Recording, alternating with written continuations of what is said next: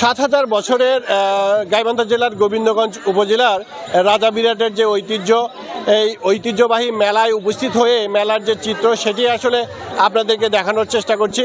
এখানে আপনারা জানেন যে এই ৭,০০০ বছর ধরে এই মেলার যে আয়োজন সেটি করা হয় এবং এই মেলায় সনাতন ধর্মের বিভিন্ন এলাকার মানুষ কিন্তু এখানে উপস্থিত হয়ে তাদের পুণ্য অর্জনের জন্য পূজা অর্চনা করে থাকে এবং এই মেলাকে কেন্দ্র করে কিন্তু এখানে বিভিন্ন দোকানের আসলে পসরা বসেছে। এই দোকানগুলোকে কিন্তু বেচা কেনার একটি উৎসবমুখর পরিবেশ দেখা যাচ্ছে। আমরা স্থানীয় এলাকাবাসীর সাথে কথা বলেছি, তারা জানিয়েছে রবিবারে বৈশাখ মাসের যে রবিবার, সেই রবিবারে আসলে এই মেলাটির আয়োজন করা হয়।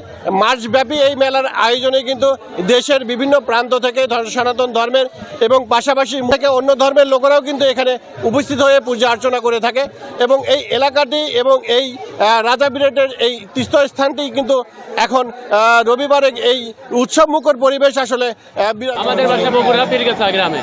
আমরা এখানে মানে রাজার বিরাটের মেলা উপলক্ষে এসেছি।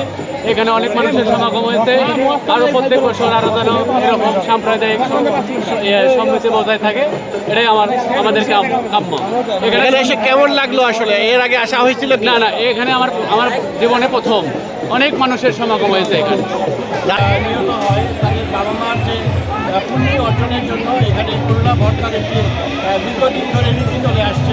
এই করলা ভর্তা খেয়ে কিন্তু সন্তানেরা তাদের বাবার যে পুণ্য অর্জন সেটি কিন্তু করে এবং পাশাপাশি এখানকার যে একটি ঐতিহ্য প্রায় ৭,০০০ বছর ধরে চলে আসছে, সেটি হচ্ছে এই যে ভবিষ্যৎ অন্ন খাওয়ার পরে যে এখানকার যে মাটির হাঁড়িগুলো ভেঙে ফেলা হয়, সেই মাটির হাঁড়িগুলো কিন্তু এখানকার যে পুকুর, সেই পুকুরে পাড়ে রাখা হয়, কিন্তু সকাল হলেই কিন্তু সেই মাটির হাঁড়ির চিহ্ন কিন্তু এখানে থাকে না। এই অলৌকিক বিষয়টা কিন্তু প্রায় ৭,০০০ বছর ধরে কিন্তু চলে আসছে এবং রাজা বিরাটের নিজের হাতে করে এই যে শ্রী শ্রী মদন মোহন যে মন্দির, সেই মন্দিরের যে